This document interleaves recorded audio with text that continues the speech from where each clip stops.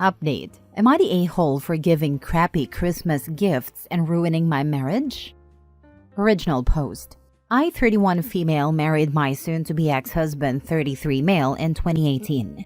My in-laws never liked me and made it clear. Soon-to-be ex insisted that they were just putting up a tough exterior and that they would grow to love me. To show how evil they are, one time, I joined them for dinner and brought a cake I had made because I was always raised to be a gracious guest. When I stepped into the kitchen and offered a cake to his mother as a thank you for inviting me, she took the plate over to the garbage bin, dumped it in, and handed me the plate back. When I told my husband what she did, he confronted her, and all of a sudden, the crocodile tears started. She claimed she grabbed the plate but didn't get a good grip. Then I let go too quickly that it fell to the floor. So of course it had to be thrown away. My sister-in-law confirmed that was what happened.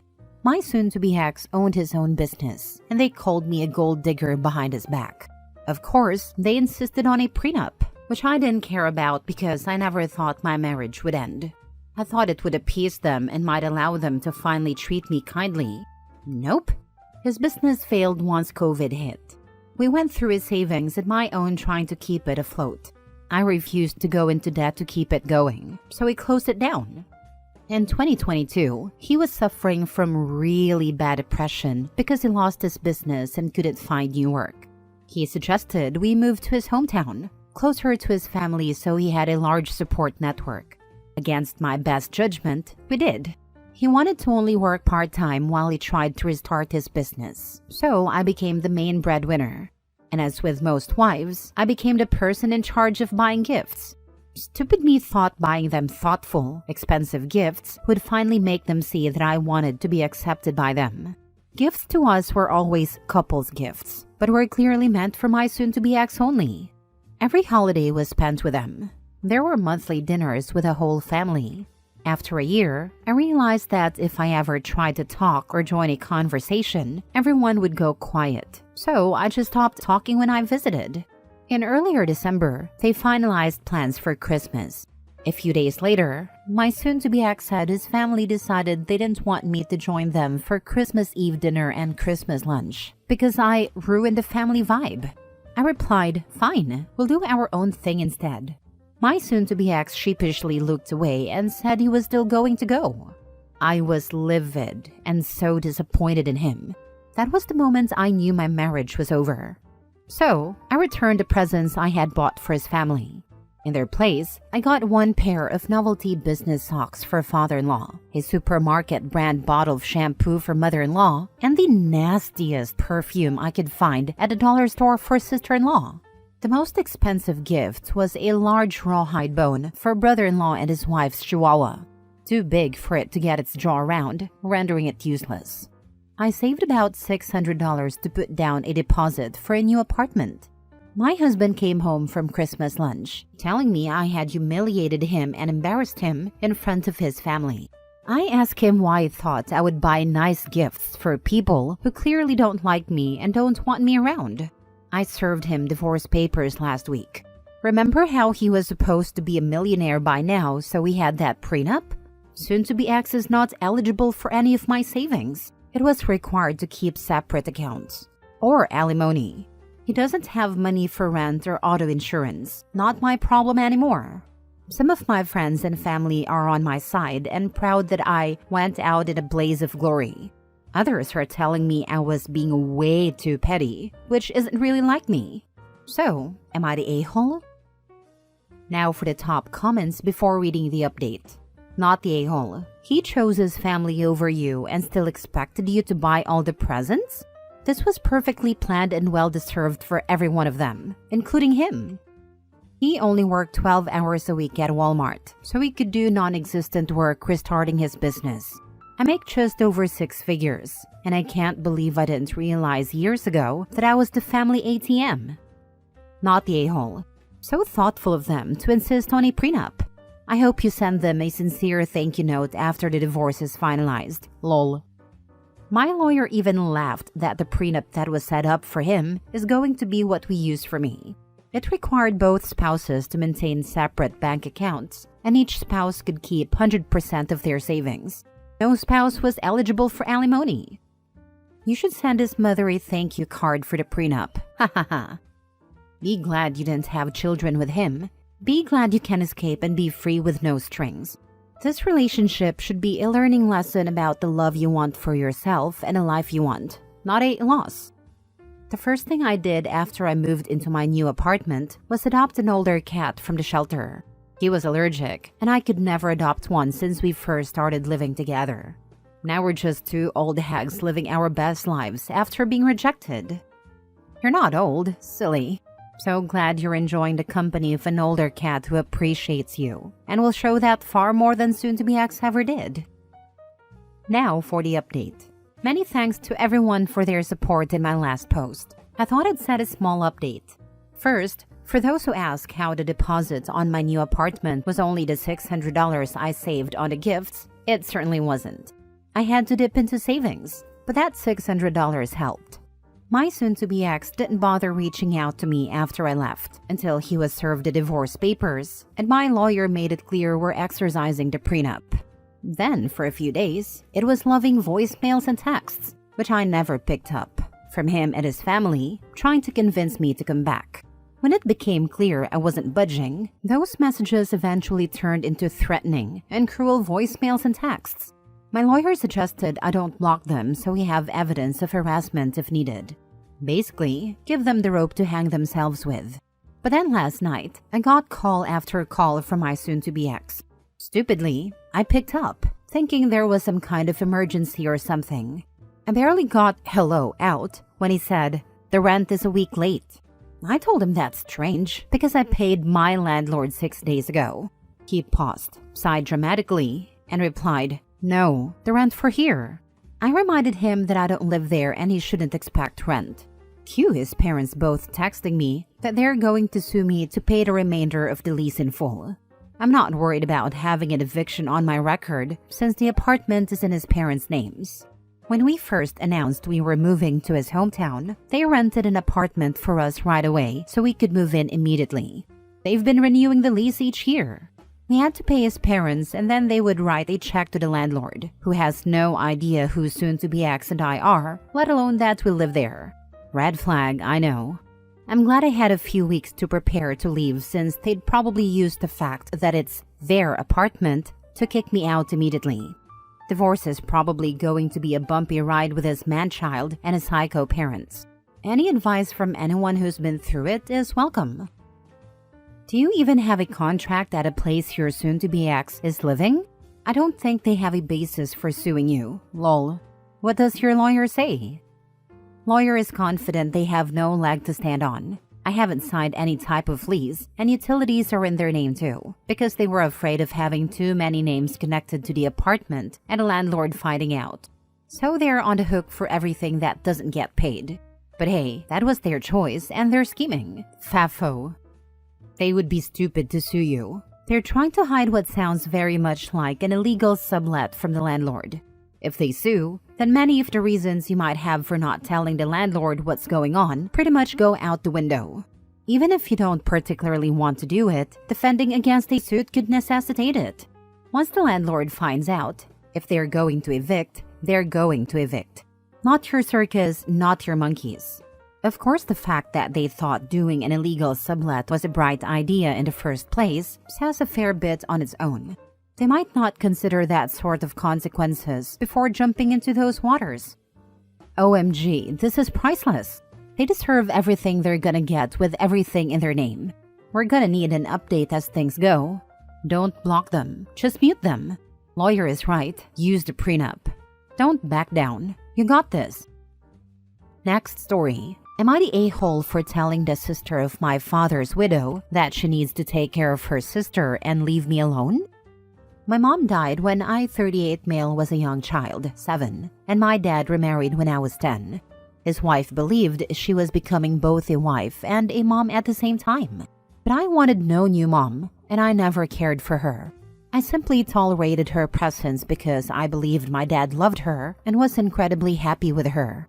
My dad died several years ago and he had written out all his wishes, including being buried with my mom, his one true love. He had planned everything and paid for it prior to his death. I had never felt any love or bond with his wife, so after my dad died, I faded from her life. She tried to initiate more contact and expressed that I was the child she always wanted, but could never have due to cancer prior to meeting my dad. But her feelings were completely one-sided. She offered to be a grandma to any future children I would have, and I told her it was better for her to just accept that I wanted no relationship.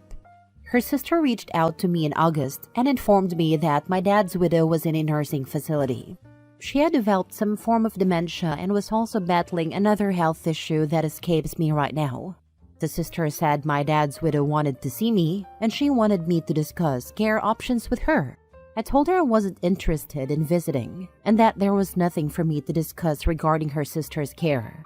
I blocked her number at that point because she kept calling me back to back, trying to get me to talk more. She also left voice messages that were very emotionally driven. I didn't respond.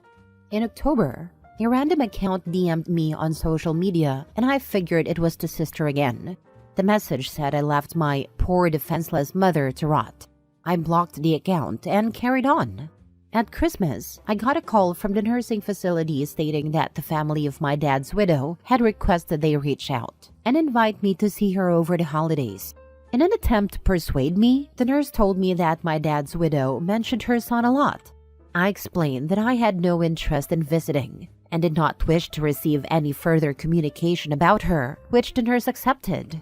Midway through last month, I received another DM from an account with a very long and detailed message about the current situation of my dad's widow. I unblocked her sister's number temporarily, called her, and told her I did not want her pestering me anymore. I told her that her refusal to accept my decision was becoming harassment. I told her my dad's widow was not my problem. She was not my mom, and I did not care for her. I told her sister she needed to take care of her own sister and leave me alone, because I was not involved and I was not family. I told her that if she didn't stop, I would get the police involved. I ended a call to her losing her mind over the phone. I blocked her again and followed up by replying to the DM so that it was written somewhere that I did not want any further contact, as we had discussed on the phone. Am I the a-hole? Now for the top comments. Sounds like the sister doesn't want to take care of her either. Still doesn't change that this isn't your problem. Not the a-hole. I'm sorry about your mom's passing when you were so young. That is always hard, and about your dad. Thank you. Losing my mom was very life-altering, and it's not something I would wish on any child. The pain never fully goes away. It does sound like that, or that she wants to do less and expects me to step up since they don't have any other family.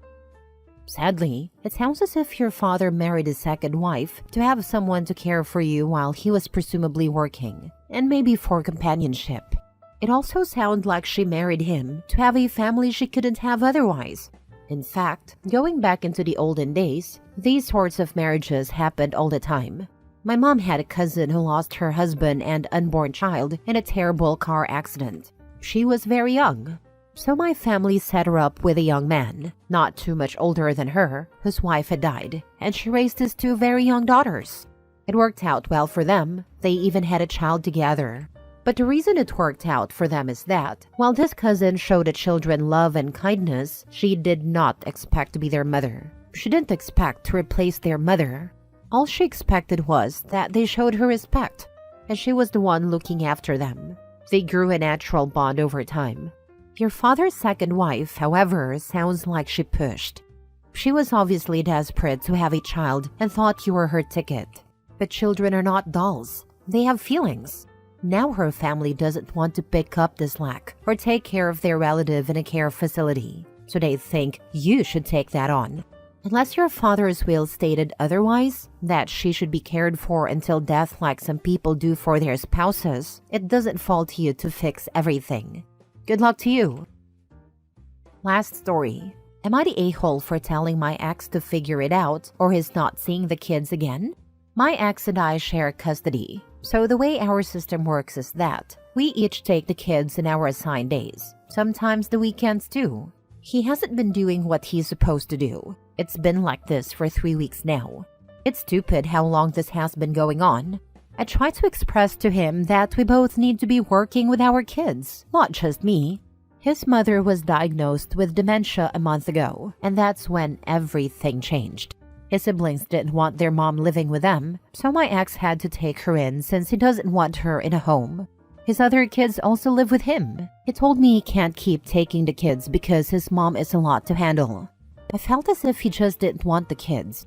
Last week was our oldest son's birthday, and he didn't even call to wish him a happy birthday because he was out having fun with his other family. Just imagine how the kids feel.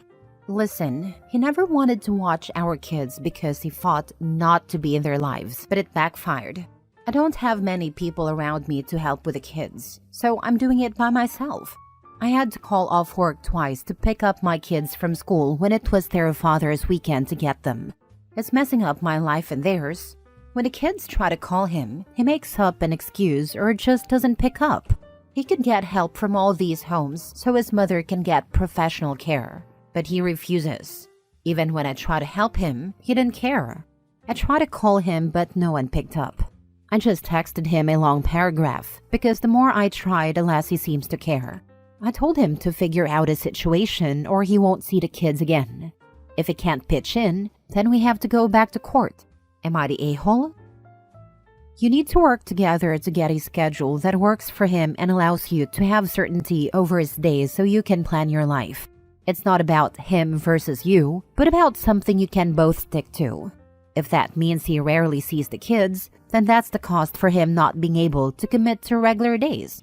As for not putting his mom in a home, it's altruistic and lovely, but if he's not coping, then he's not doing the right thing by her or any of his kids. Dementia is freaking hard, even for fully trained carers with a backup team of doctors and nurses on call. He may not be able to afford putting her into a home. That's the sad reality for many caretakers. He can, but just doesn't want to. He had to take her in because his siblings didn't want to, but he was given options to put her in a home for professional care. I even gave him one, but he refused and said he didn't feel like it. I can't control what he decides. Everyone sucks here. The man is taking care of his mother, a full-grown adult with dementia, and you are critical of that. He is an a-hole for not wanting a relationship with his children. Taking him to court is likely to work against you. If he claims his mother as a dependent, then child support may be recalculated, and you may get less. Her nurse takes care of her. I actually know what it's like to have a parent with dementia. He was offered professional help, but refused it. He doesn't want to be a father, that's all, and I'm not forcing it. Instead of me having to beg him to be one, I will just go to court.